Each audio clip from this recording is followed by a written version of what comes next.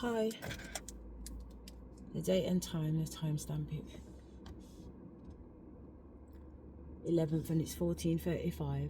And not too long ago, go finish the other video, and I'm gonna go and do some errands. But my aunt sister said turn on the camera. So I'm gonna be obedient and turn on the camera.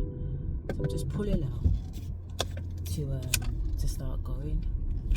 So again, like I said, but I think it's because they were just talking to me about some things, and they was just talking to me about, it was my nan talking to me about my dad and them, about, I think I mentioned on one of the videos yesterday that my nan loved my dad, you know, she loved her children, but she was very strict and very firm with them, so sometimes it didn't necessarily come across as love. So she was just talking about it with me in my ear, and I was saying, I said it, Nanny, I said on the video to my dad and them that it's obvious that she loved you, because, not obvious, but the fact that she called my dad Treasure and my uncle Sugar, you know, there's a lot of things that parents can call their children. Do you know what I mean? So to me that is, but like I said, my dad did explain to me, even in 2021 when we last met up, that he knows his mum loved him and he loved his mum. He said that she was hard to understand, but he gets it, you know. But maybe he gets it, maybe he don't get it, I don't know. Maybe she wants me to elaborate more on it, but I think this time not in Sasha energy, but just to actually just talk to him about certain things. But also what she's saying to me is that my dad is also very clairvoyant. Now, I have had these conversations with my father, because one time me and my cousin Tasha on my dad's side must have been getting some downloads. So we've come together and we're trying to work out what it is that we're seeing. So for example, we share the vision that we've had a vision where we've seen ourselves in Egypt. Do you know what I mean? And all kinds of things. Thank you. So basically, we said we're going to go to my dad's and speak to, because her mom and my dad were quite close siblings, Auntie Claire and my dad. But when we went to my dad was being really, really suspect. You know, sorry, the car's bouncing around, so the camera's flying around too. I don't know, my dad's response was quite suspect, so we didn't actually get the answers that we were looking for. So we ended up kind of just formulating our own conclusions. But anyway, recently, as I said, my nan told me to phone my dad and tell him to come up to the hospital in 2024. I hadn't spoke to my dad since 2021. So as I said, I didn't really have any intentions of reaching out, but my nan was quite adamant, you know. She was quite adamant that she had some things to tell him, and I know the things that she has to tell him, but she'll tell him in her time, not my time, you know, because at the end of the day, it's got nothing to do with me. It's not even my business. It's big people business, and I'm a pitney, and I know my place as a pitney.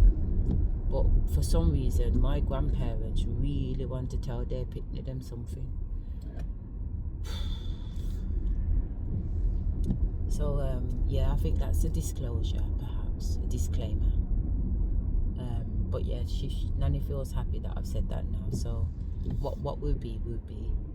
But again, like I said, from a 3D perspective, it is not my intention to offend, but there are a lot of offensive stuff that has taken place, and there is a lot of things that need to be said, and also the truth can offend. You know, let's not forget that the truth can offend.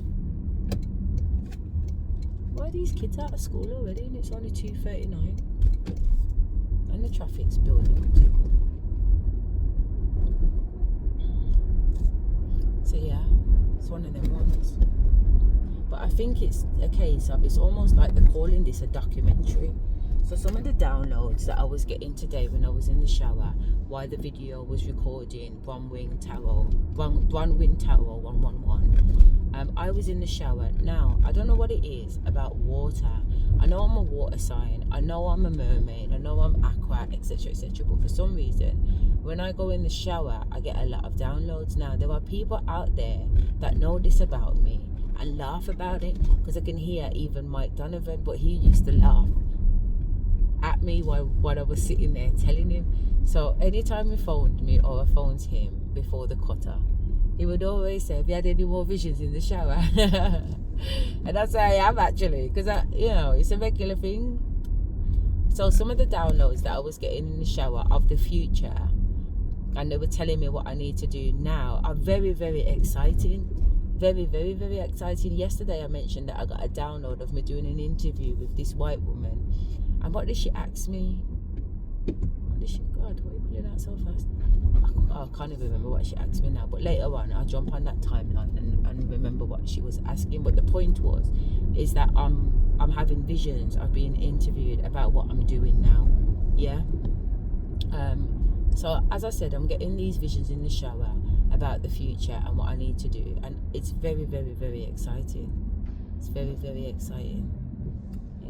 So up there is Horizon Care. Can't really see now, can you?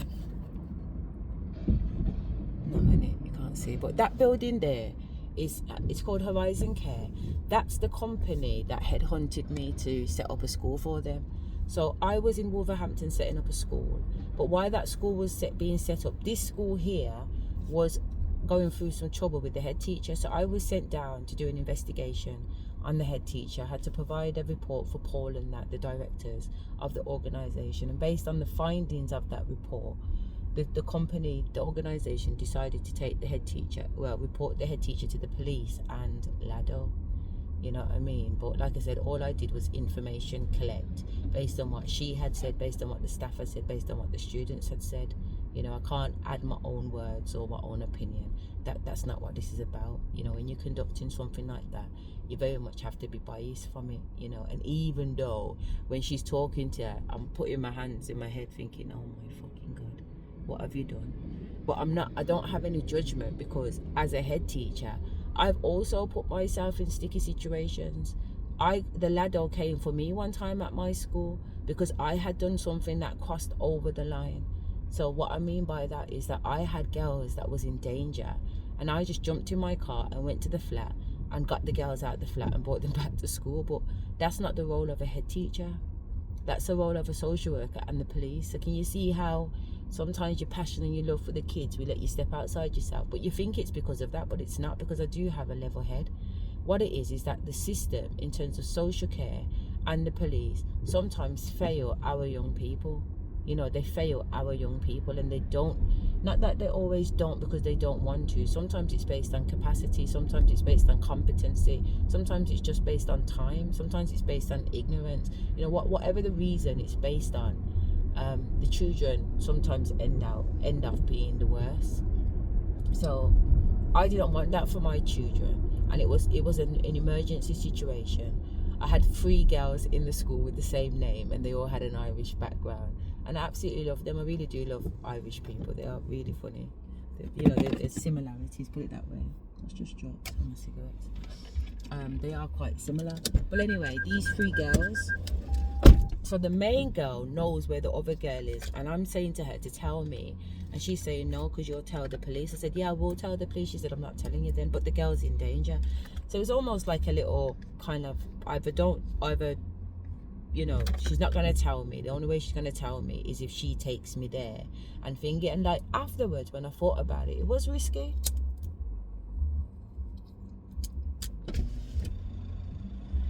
I accepted that I took a risk. I did, because not only have I gone to this house with just a student, I've gone there with just myself. I haven't even taken one of the man staff with me. You know what I mean? I haven't even taken another member of staff, or a male member of staff rather.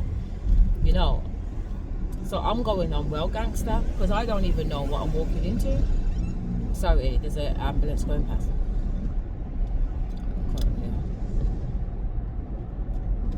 So anyway, when we've got to the location, it's a flat, which is even worse, because where have we gone in the flat?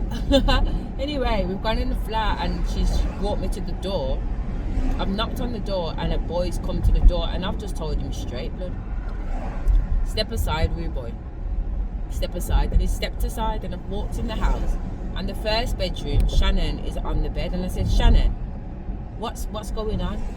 She doesn't say anything. But what I do with my kids, so noisy, sorry. What I do with my kids, they all have like special safe words. yeah, they get a special safe word when they come to my school, because sometimes they can be in meetings with professionals and they're feeling a particular way, and because they don't have a way out, they will kick off. But if they have a safe way of getting out of there and they say their safe word, then I'll just get them out of that meeting straight away. For example, so Shannon's got a safe word, so I've used Shannon's safe word with her to ask her if she's safe, and if she's safe, she don't need to say nothing. But if she's not safe, she needs to say the safe word. She says the safe word, so instantly I'm like, right, we're going, get your clothes on, we're out of here. So she climbs out the bed, she puts her clothes on, and we bloody get out of there, and we get in the car. I take the girls McDonald's and I bring them to school, and that afternoon she's in class doing her maths and English work.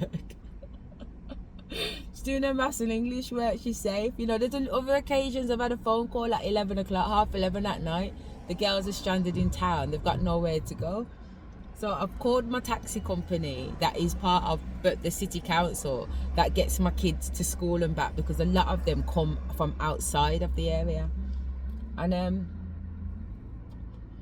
I said, listen, I need you to go to town at this location. I need you to pick up these two girls, get them home, and I'll settle the invoice in the morning. So he's got no problem, Miss Henry, because they know me, innit? So he's gone, he's picked them up. He's let me know they're safe too, and the girls have let me know they're safe. They've gone to bed, and then obviously I've dealt with not what needs to be dealt with in the morning, and I've sat the girls down and obviously had conversations with them. One, to make sure before they go anywhere, always make sure you've got your taxi money in your purse, girls. You shouldn't be in city centre when you don't even live by Birmingham City Centre and you've got no money in your purse, first and foremost. You know what I mean? And two, obviously the dangers, because they're young girls alone in the city centre in the first place. The school kids, 11:30 at night, what are you doing in town? On a school night? You know, so obviously we've had those conversations, so that really wasn't the worst or one of the worst situations. I think the worst situation, or one of the worst situations I've experienced in school, is that two of my students were sexually assaulted on the night. Shit. And instead of going home, these girls have turned up at school in the middle of the night and slept outside school. So when the guy who opens up the school has arrived at 7 in the morning, the girls are there sleeping outside on the front door, on the mats, basically, on the mat. What the hell?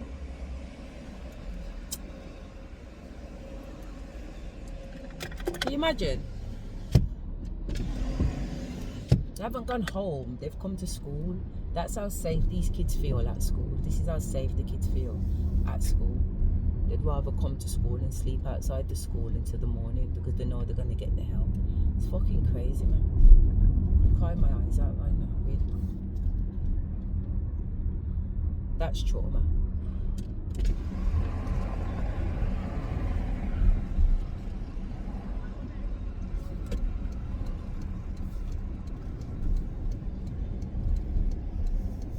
Girls have come to school and slept outside the school. So anyway, when I've got to school and found out, the guys called me straight away, and I've ended up at school, sat down with the girls. They've told me what's gone on. I've called the police, I've called their social workers, because the thing about my school that I was running, it was an alternative provision school, but it was for girls that are sexually exploited and boys that are involved in guns and gangs. And the Birmingham's most prolific.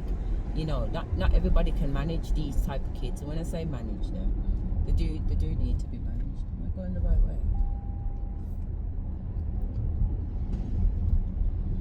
They do need to be managed because they're vulnerable. They're extremely vulnerable. So the police came, social workers came, did their interviewing and whatever, and took the girls. They took the girls to the clinic so they could get, all kinds of stuff went on. Yeah, I'm saying, and when the police came, I got in trouble for that too, because obviously the girls had sat down with me and told me their story. So the police was acting like I've interviewed the girls, which technically I guess I have, because I've asked the girls what's happened. But as their head teacher, I need to know what's going on. I'm the lead, designated safeguarding lead. Who else are they going to tell? Nothing came of it or anything, but I'm just saying that The way the police went on with me, you would have thought that I was the perpetrator. But we got past it, and the girls got the help and the support that they needed, man.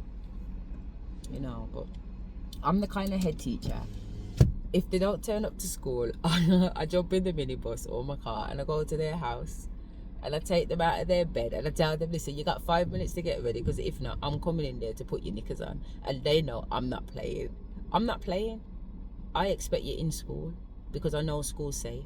And some of the living conditions that these kids live in, honestly, it's no wonder they're on the road, man, because, you know, some of them are not kept, unfortunately, but it's true.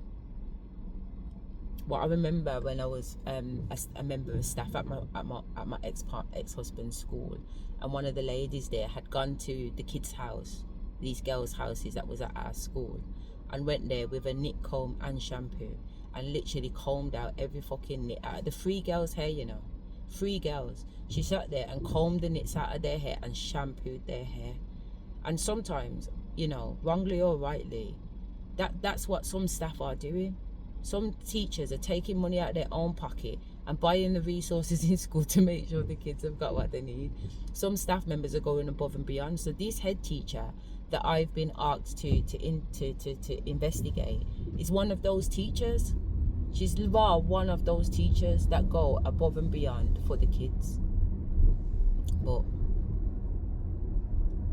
it's a difficult one, isn't it? Because you can go above and beyond for the kids and get yourself in a lot of trouble, and that's what happened. She'd gone well above, you know. She'd gone well above, but I knew that her heart was in the right place. I knew her heart was in the right place. Nothing she did harmed the child, but what she did was very much outside of the realms of what we consider education to be. Oh, I want to go straight, actually.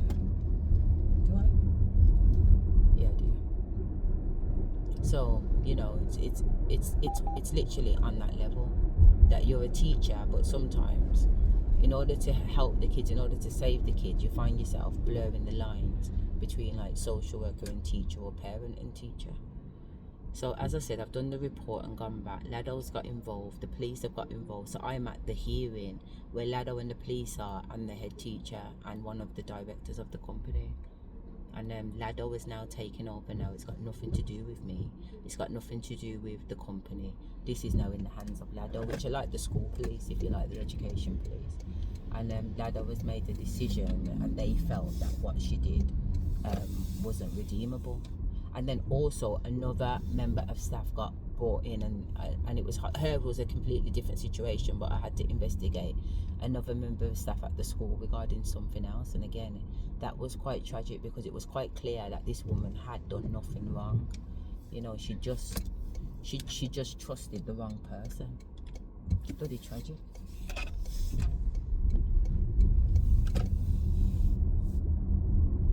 Really tragic, man.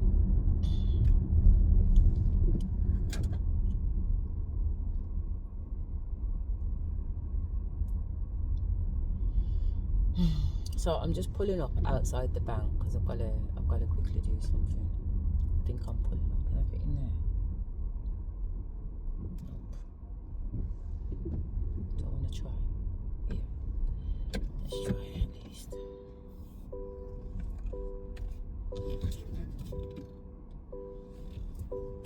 In tight, won't you?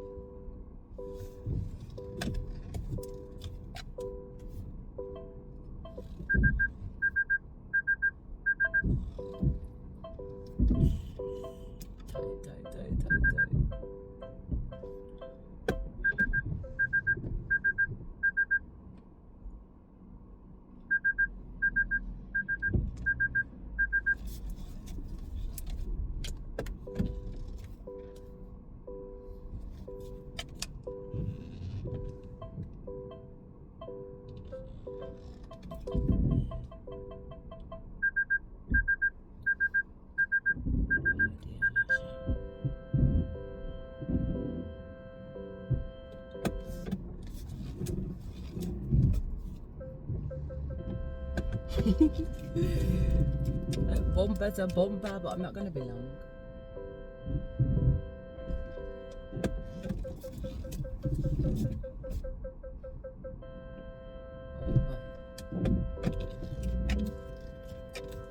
are so sensitive to.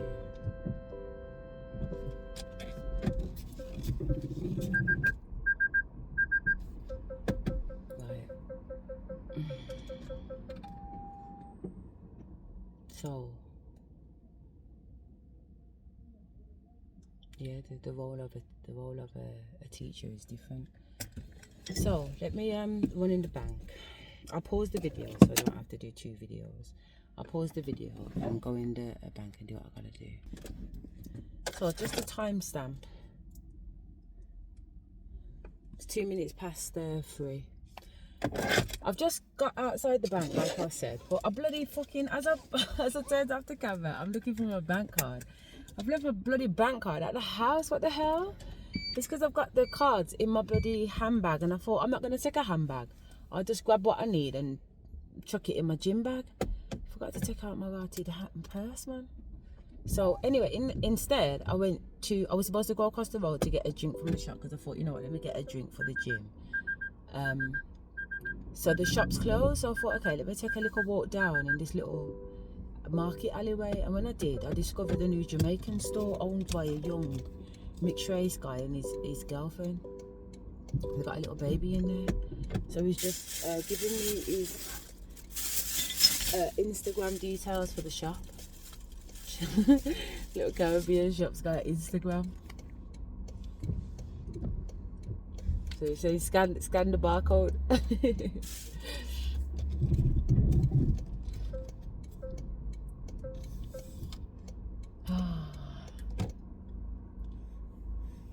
So I'm gonna have to come back to the bank, or maybe I just need to just do it. But you know what the thing? You know why I don't make the payment online? Because it's a 2 people signature. I have to get in contact with the other person for them to approve it on their email, just to approve a payment.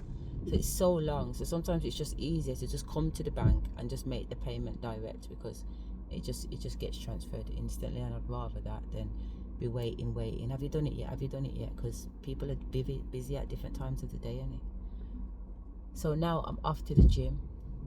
So what is the gym? So the gym is my office, and it's also a hotel, it's also a restaurant, and it's also a spa, all in one place. So it just makes it really easy for me. Yeah. But usually, I'll be honest with you, I spend more time in the workspace than I do in the sauna and the jacuzzi, and I don't use the gym at all. So I give the gym bit to my daughter, and she does the gym.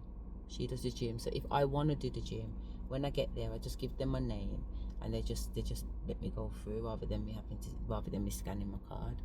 But at least my daughter having my gym card just means that I'm not paying all this money every month and nobody's using it. So it is good.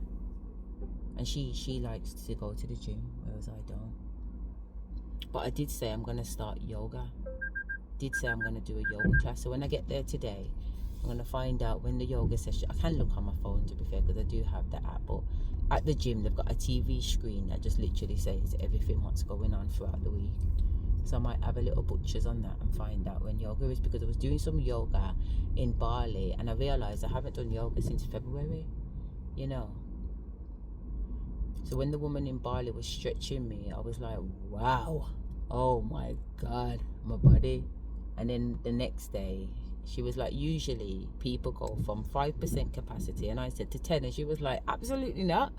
They go from like 5% to 5.5% to 6% to probably 6.5%, she's explaining. But you've gone from 5% and you're already at like 7%. So just having yoga the one day, by the time you've come back the next day, I know that I can push you further. There's no comeback from the push like there was yesterday. There's comeback, but not at the intensity that it was yesterday, because I am quite flexible. I just heard myself talking. It's so weird when I hear myself talking. Why am I telling you that I'm flexible in goddamn yoga? Who's talking? Who's doing the talking? And what is the significance? Why is these lights taking so long?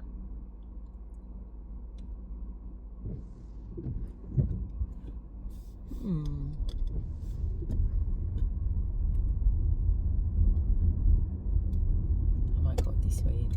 That way is so long. I'll go around the weekend.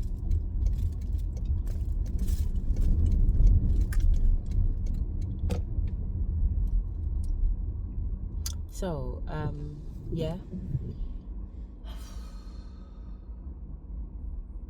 Just scanning my brain for intel.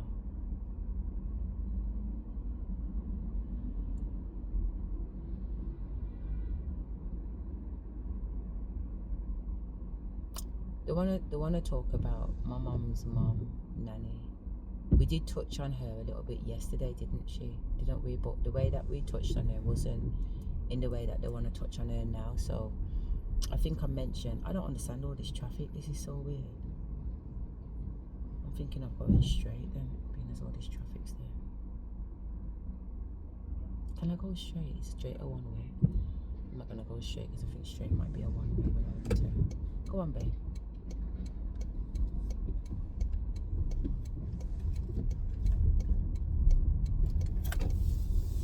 So, my nan, I mentioned to you that I had a dream about my nan on the 6th of September, and on the 7th of September, I got a text from my son saying that my nan has passed away, my mum's mum. So, I just want to say condolences, because at the end of the day, a life has crossed over.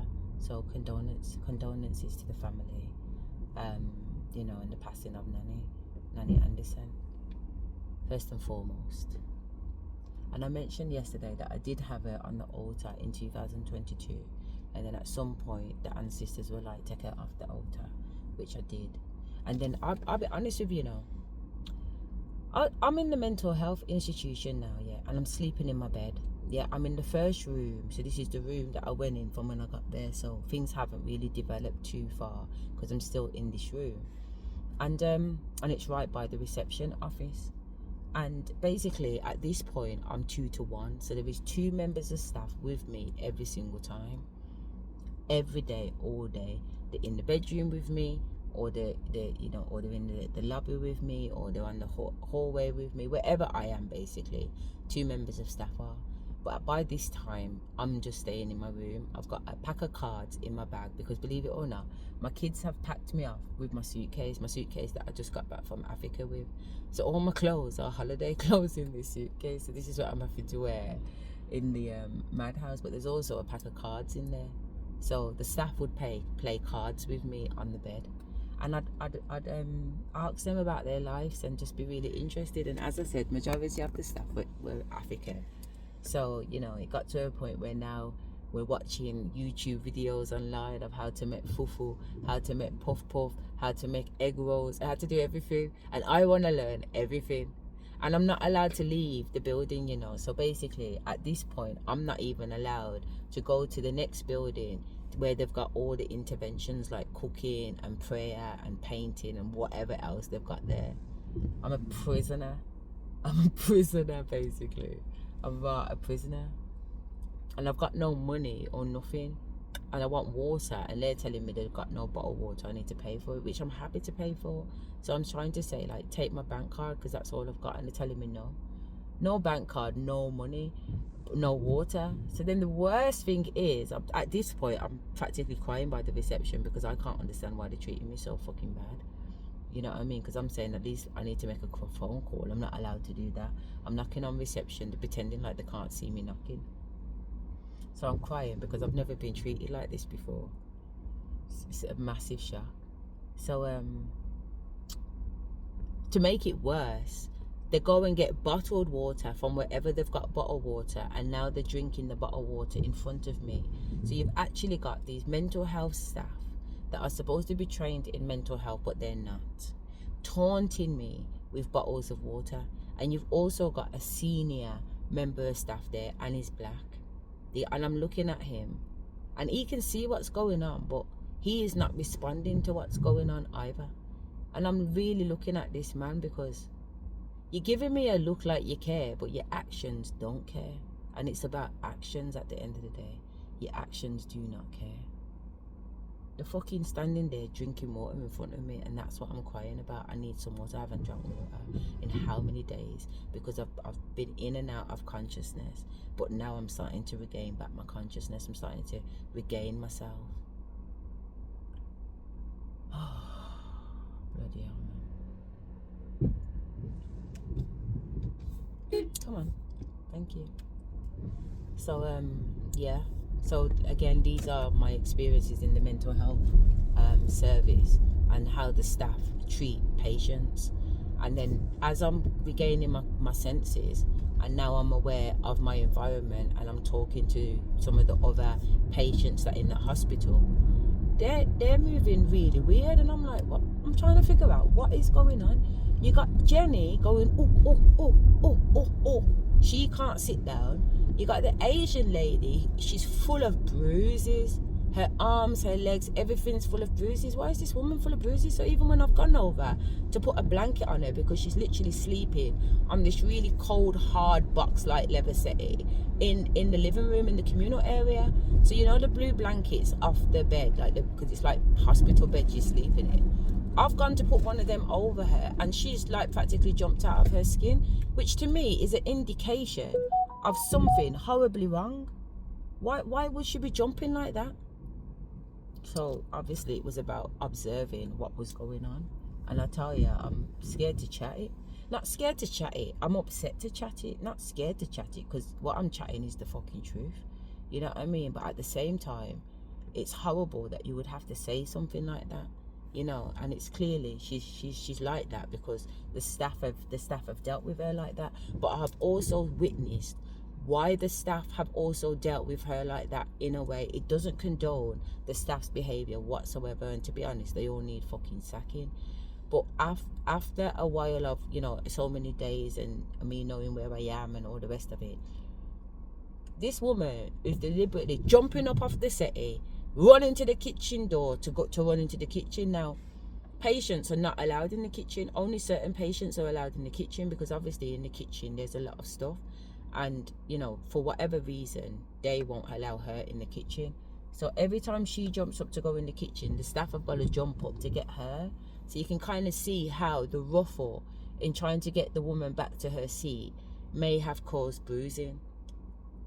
But also my ancestors are telling me that because I'm there and I have demonstrated that I've got a level of awareness now, you know what I mean? Because prior to that, when I'm telling the staff about themselves and what they should be doing and they shouldn't be doing, they're pouncing on me, 6 of them.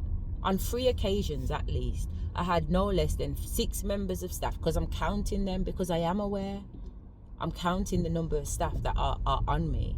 And these staff are on me, pinning me down to inject me with foreign medication that I haven't consented to. So to them, they're going on like I'm struggling because they need to restrain me because I'm struggling. So when I realized that, I stopped struggling. Before they've injected me, I've stopped struggling to indicate that I'm calm. If the idea is that you're jumping on me to see that, because I weren't going on no way in the first place for the first fucking woman, Samantha, to jump on me in the first place. 1 black woman, 2 Jamaican. Hello.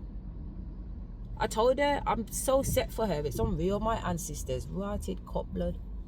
Even when I was in there, my nan was on it, you know, like after a while when I come to my senses, because I sat her down to make her know I remember.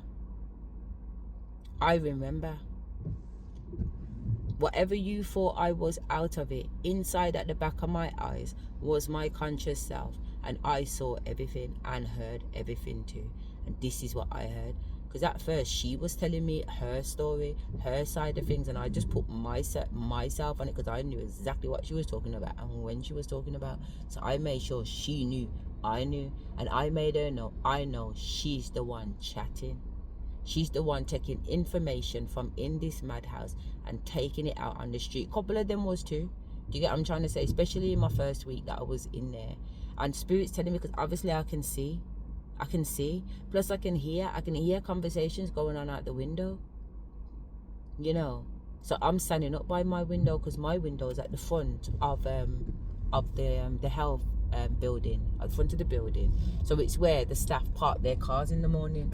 So when the staff are coming in on the morning shift, I hear them all having their conversations, and sometimes their conversations are having conversations with the night staff that are leaving, and they're just crossing ships. They're like 2 crossing ships. One's leaving and one's coming, but they're catching up having a conversation. So I would catch all of those conversations, and I would clock who's in what car. So I wrote down all the registration plates of all the people who I could identify. So I knew who was in the building even when I never left even when I never left my room. Go on, babes. Go on, sweetheart. Do you know what I mean? So I've clocked all it. I'm telling you, I've written documentation. I've clocked times, names, everything. So when it comes to it, for me to sue these bumbleclot people, because I will be suing them. My ancestors have made it known. All the documentation is already ready anyway, because the ancestors was doing it from in the hospital. Even with my tribunal case, now they haven't sent me the transcript from the actual hearing, the solicitors or the hospital, and you should see how many emails I've sent them requesting the transcript. So why do I not have the transcript? But it's okay, you know. I don't have the transcript, I don't have certain minutes and whatever, but I've got it documented. You know, even when I'm looking at the back, when I got changed rooms, I still know what's going on, because my ancestors are telling me. One of the boys, because you got the female side on this side and the male side on that side. Sorry, but I always get a Costa. So I'm going for my Costa. I'm going for the drive-through. So the female are on this side and the male on that side. Anyway, there's some emergency. One of the males have tried to scale over the fence and he's impaled himself, hasn't he? So obviously ambulance, whatever. But I know this without knowing this, yeah. And then all of a sudden I've seen that the chief police constable has turned up. I don't even know who he is, but my ancestors telling me he's the chief constable. Hiya, can I get a caramel latte and an almond croissant, please? Do you want the croissant more? Yes, please. What size do you want the latte? Just regular, please. No, is there anything else? No. No, try that, please. Right there, actually. Can I get a, no, I've already had breakfast. No, that's fine, thank you. No worries, try that. I usually get a bat with it too, to be fair, but I just remember that my daughter made me breakfast before she left for college today, so I have technically eaten something. I'm just trying to be mindful now, because I don't want to be on camera, not eating, not sleeping, and do you know what I mean? Because those things will be interpreted to be mental health, because clearly I cannot look after myself.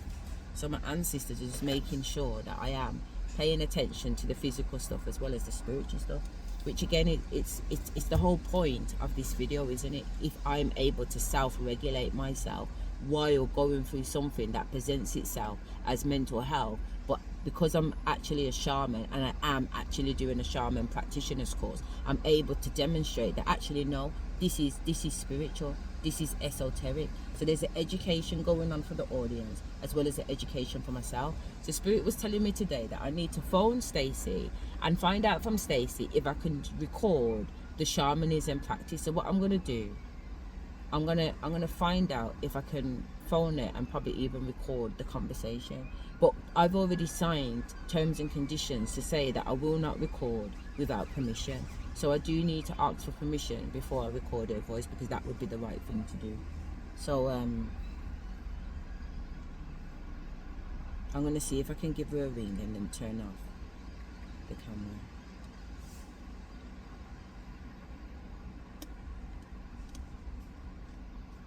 I don't have her number in this phone anyway, so they'll have to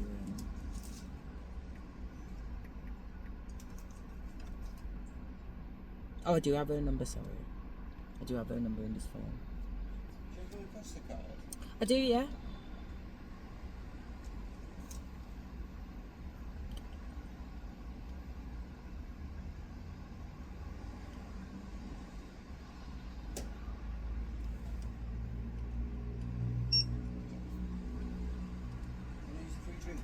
No, I don't want to use my free drink, thank you. Thank you.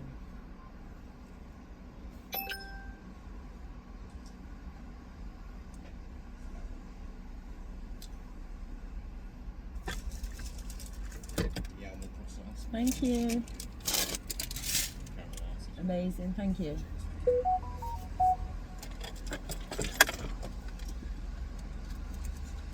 So this is my little gym class for my work office, the gym office. And it's just literally across the road now. But this little complex, it has a pub, it has KFC, it has Burger King, and it has Costa, and it has the gym group, and it has Pure Gym too on this side. It also has bowling and cinemas and everything else on the other side. And then on this side now, It's got the hotel, gym and restaurant and bar. So it's just up the road from my house, so I like it. I don't really have to go very far. You know, the Almighty put me in a place. I was like, Almighty, I'm not gonna see any trees, you know what I mean? Because in where I used to live in Sutton, because I used to live right by the park, everything was green. Everything was green, man. But then I come here and everything is green, same way. There's a massive field. Must be 3:22 now because my alarm's going on.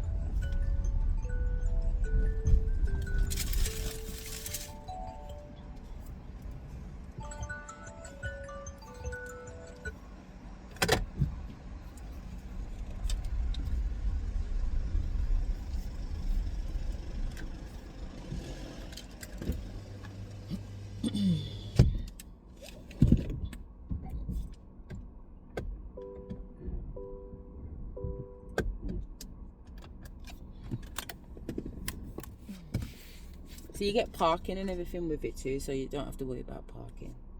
Just come in and just slide up. And because it's took a picture of your reg already, the computers already know that it's you, so you really don't have to do anything.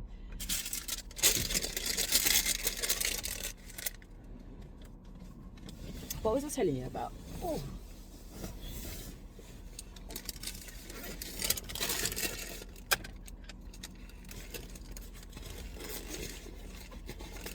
Yeah, I was telling you about those people in the hospital, wasn't I? And 6 of them jumping on me.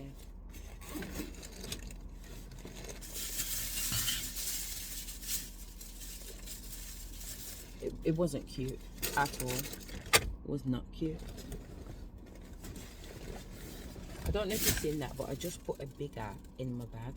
I don't even drink biggers, but when I went to the Afro Caribbean shop, it was like, get a bigger. I got 2 actually. I got some of them. Got my laptop and the chargers. I said I'd bring this selfie stick because it's easier to carry the camera, because sometimes my fingers press on it and then the video starts all over again. So I've got my charger and I've got my massage oil. Oh my goodness.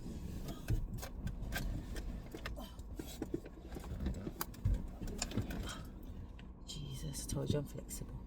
I've got my massage oil so that I can grease up myself and look like somebody's picked me when I come out, and then everything else is already in my gym bag. And I washed everything before I went to Africa. No, I was supposed to go to Africa and Nigeria, but I ended up going to Bali. But I washed everything before I went to Bali, so my gym stuff's good. And I've got my flip-flops and I washed them too, so that's even better. So I put this phone in there. That bit because it's safer. So 6 of them, 6 members of staff are jumping on me to inject me with foreign fucking whatever it is. Scary shit, man, to be fair. Scary shit. And it's this Samantha that's chatting. So one night, must have been about 4 or 5 o'clock in the morning, because I'm only sleeping like 2 hours, you know. Every night I'm sleeping about 2 hours and then I'm back downstairs. So I go up probably about 11, 12, sit watching YouTube for a little bit, fall asleep, and then I'm up again at 2, 3. And then I go downstairs and then I just sit with the night staff. We watch TV and we chat or whatever, you know what I mean? And then if you go downstairs, sometimes some of the other patients are up too, so it's like that. So it's almost like things are just going on as normal. And you cause they know that you're not gonna do anything silly. You are, at this point, I was allowed to go in the kitchen, so I could make jam and toast, and I could make tea, or I could make hot chocolate, you know what I mean? Because those things were available. And then sometimes if somebody didn't eat their dinner or eat their pudding or something, if you look in the fridge and like there's a bag of whatever, you can ask if you can have that. And then also they always made sure that there was a fruit bowl.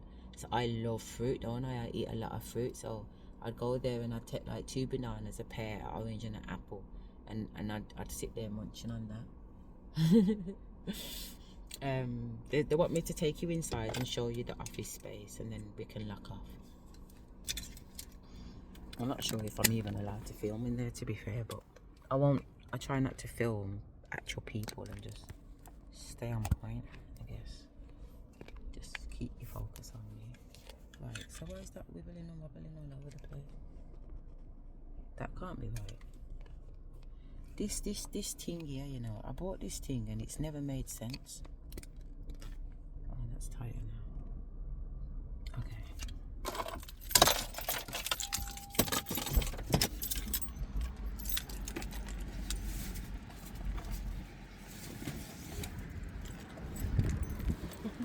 I told you, it's still flopping about the place. I don't know how to make it tighter.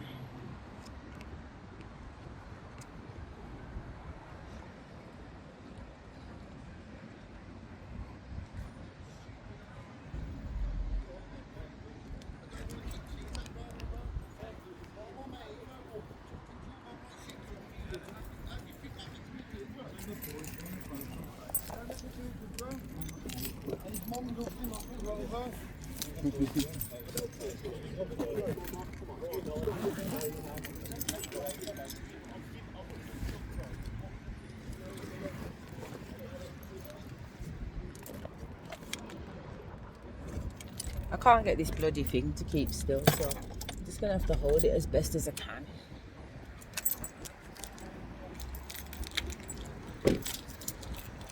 This is the car that the divine gave me, I told you.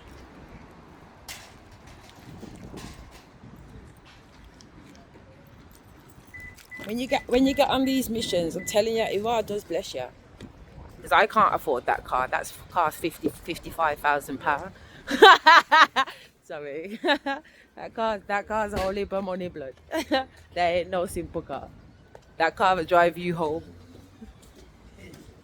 You put that car, all I do is steer it, it drives itself.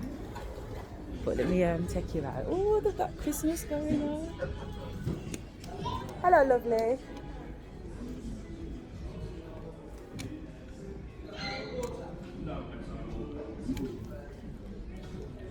So you got the bar and the restaurant, which is really, really nice.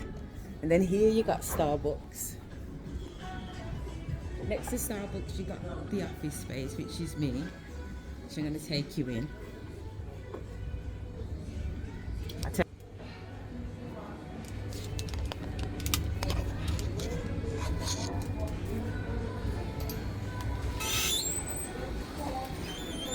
Move it to me. So you can use the printer. You can print as much as you want.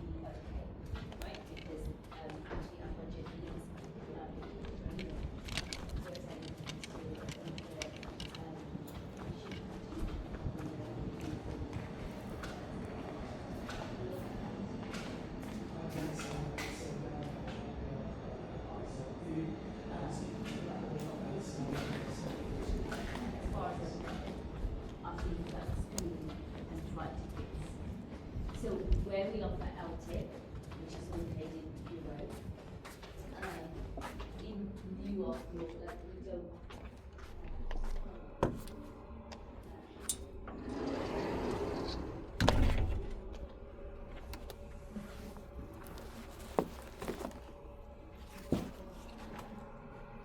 So I do tend to use this office, which is called Innovation, but usually I'm on that side, which is called Spirit. It's got Spirit on the door. I just prefer that side. So then I get my laptop out, I plug it in. Usually, I don't know where the TV's gone, but everyone has got a TV. Usually there's a TV on the wall that you can plug in. You can have business meetings, you can do webinars, whatever it is that you want to do anyway, obviously. But I'm just sharing with you that this is where I spend the majority of my time. Or shall I say, this is where the magic happens. Because it does. You know what I mean? I get some really good innovative ideas from Spirit, and I just cut them up in here. I'm not on the road walking around and trying to find out what's going on in everybody else's life. So when I say I don't care, it's not to be rude. It's just I got other things going on. You know what I mean? I've got other things going on.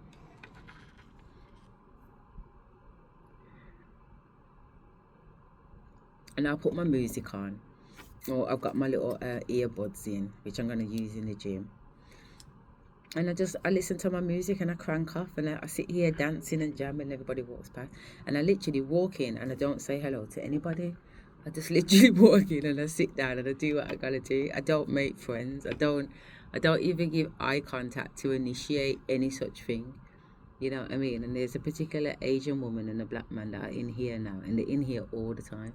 Even when I came really late the other day, they was in here. Them two are always in here. And I can feel their energy and I can hear their thoughts.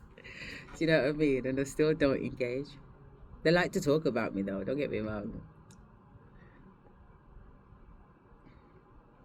But that's nothing new. So yes, Samantha in this mental health institution thinking that it's okay to jump on me. So she thinks I forgot. So when she's sitting down around the dinner table, it's not dinner time because it's the middle of the night because we're chatting, she's on a night shift. You know what I mean? And then she's chatting what she's chatting, and then I start chatting what I'm chatting and letting her know that I know.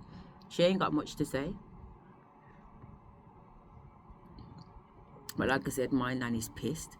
So my nan's just going in on her because obviously her mouth is chat. And she ain't turned around and said, oh, you don't know what you're talking about and whatever. No, she's sitting down there listening to what I've got to say. And this is what I find so weird in the 3D, because it would make me feel more insane if the people around me acted like they didn't know what I was talking about. If the people around me acted like they didn't know what they were talking about, I'd be like, all right then, let me just keep my mouth shut and just keep it to myself, because clearly I'm going through something and it's isolated to me. But when people respond in ways that make me know that they know exactly what I'm talking about, it just reaffirms what Spirit's saying to me. So this woman isn't saying much now that I've let her know what I know. But because she hasn't said much, my nan has then taken it to another level with her. And in the end, my nan has gone over to the side. And when I say my nan, it's in my body. I'm watching what's happening. Gone over into the far corner, picked up one of the games, come back with the games, opened up the box, ticked out everything from inside the box on the floor and told my girl to clean it up. How rude.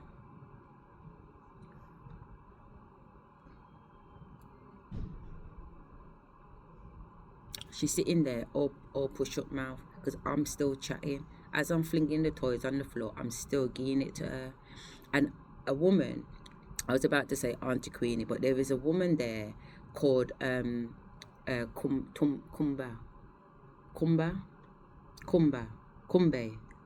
something.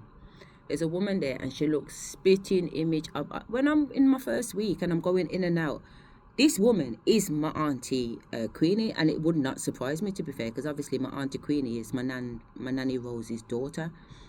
Even when my dad and my kids came to the hospital, I said, look at her, don't she look like Auntie Queenie? And the kids were like, fucking hell, she looks exactly like Auntie Queenie. Even my dad was like, yeah, she looks like Auntie Queenie. So I knew again, I weren't mad for saying that this woman looked like Auntie Queenie, because she did.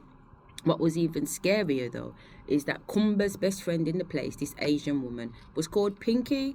My auntie's daughter is called Pinky. You know, I said that she's called Pinky, but really her name is Sukvinda, because my nan has actually named her my auntie has not only had children with Asian men, she's actually given the children full Sikh names too.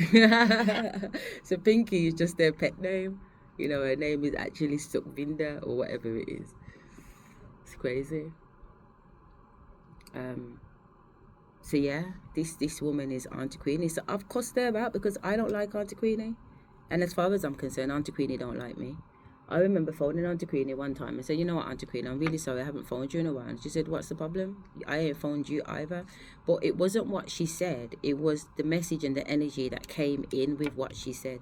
You know what I'm saying? Because I've been hearing her talk about me telepathically for ages. You know, she comes to my house and she's so jealous. She's so jealous.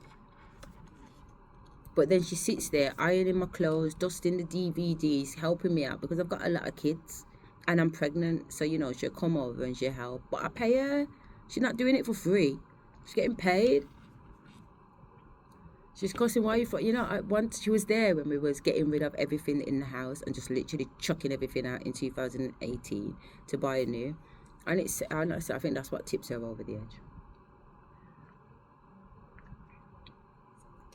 What she probably witnessed was us being frivolous and just getting rid of things as if it was nothing, when actually there's people struggling and stuff like that. So, but I'm sure I did give things. I sent things off to the British Heart Foundation, because I've always supported the British Heart Foundation, because obviously my ex-husband has had a heart problem since I've met him. Basically, I met him in 2005, and by 2007 he had heart failure. So it was a setup from the blood clot beginning. I'm now trapped with a man, an old man, 10 years older than me, with a heart condition. And we ain't even got started yet. We're just in 2009 getting married. 2008, I was pregnant with his daughter that he asked me to have. We've gone to the hospital to have a scan. He ain't turned up. He's only gone to park the car. By the time I've come out the scan and gone to look for him, I've gone in. He's texted me to say he's in A&E. I've gone into A&E. He's strapped up to an ECG machine. Work that one out.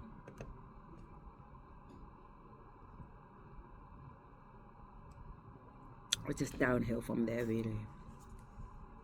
I wasn't just a wife. I was a nurse. And they say that, you know, when you're with someone, it's in sickness and in health. I have no problem with that. But I honestly can say that I witnessed this man on a suicide mission. No intention to help himself. Just playing the victim.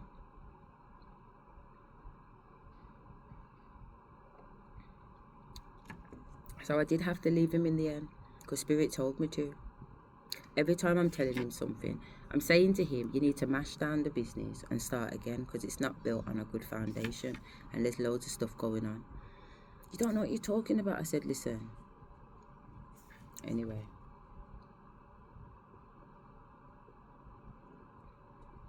I told him about the people on his board and what they were up to, because I can see far. I can see what people are doing in other countries, never mind what they're doing down the road. You know, my cousin Farah, who I used to talk to good, she knows about what we do, because she does it too. She was like, Asha, I got a friend and she's got a woman in, I don't know where she was, some part of Africa.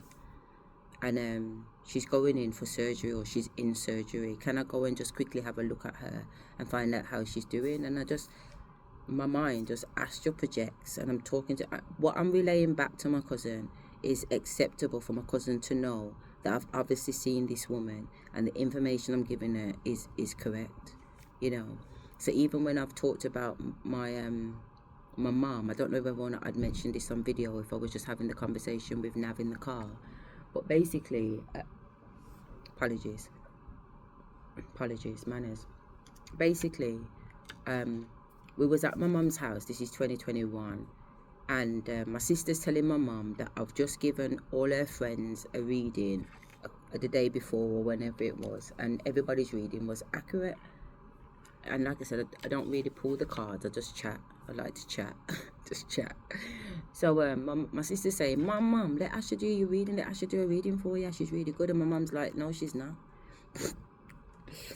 My mom's like, no, she's not. You know what I mean? And my sister's like my sister's protesting. Yes, she is. Let her do it and show you. So my mum's agreed to let me do it. Bumbleclot, I wish I never, but I'm glad I did in the same way.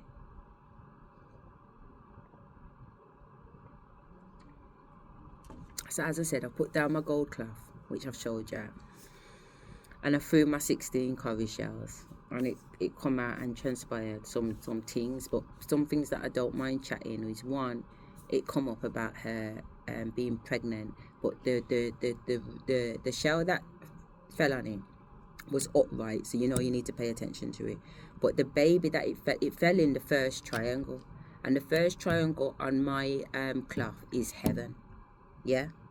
And then there's a baby in a bubble, yeah, and the bubble is a womb, if you like. But because it's in heaven, it indicates that the baby died in the process. The baby didn't actually born. You know what I'm saying? So even though it just looks like a whole load of nonsense and whatever on this cloth, everything on there means something, even its location, never mind its description. You know, this is what my ancestors have told me. And even when I was designing the cloth, everything got written out on A4 paper first. So I already had the symbols drawn out on paper with their meanings before I even put anything on the cloth. So when it dropped on what it dropped on, it was confirming to me, but also I was getting downloads to make me know which man this pitney was with, because my mum's had a lot of men. Just the ones that I know is a lot of men. And that's not a judgment, that's an observation. Yeah? So this baby belonged to the man that she married, the same man that tried to come in my room and molest me when I was 12. But I don't think I've gone into that story either, but all on there. So I didn't know that, because as a child I always wondered, what was my mum's problem? Why was she acting, I'm a 12-year-old girl, I can't leave home, so why was she acting like she didn't want him to leave either? I didn't quite understand it, you know what I mean? But seeing the way that the shells dropped on the cloth and the fact that she was pregnant for him gives me a little bit more compassion around the idea of why she didn't want him to leave. Because other than that moment there, I thought she didn't want him to leave because of her pussy, truth be known. And I'm not even going to embarrass you, Janet, on that level to talk about the fucking disgust of it all when it comes to certain things with you and that man. You get what I'm trying to say? But I'm a big woman now. I'm not 12, and I know how things are supposed to look, and I know how things are supposed to stay, and that weren't it.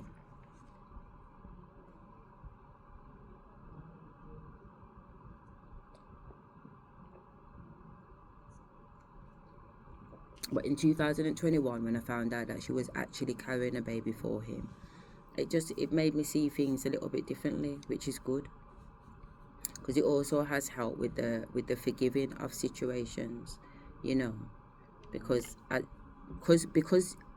actions was also coupled with words, and her words and her advice to me as a 12-year-old girl was, oh, don't worry, Asha, it happens to everybody. No, it doesn't, Mum, because it ain't happened to none of my kids.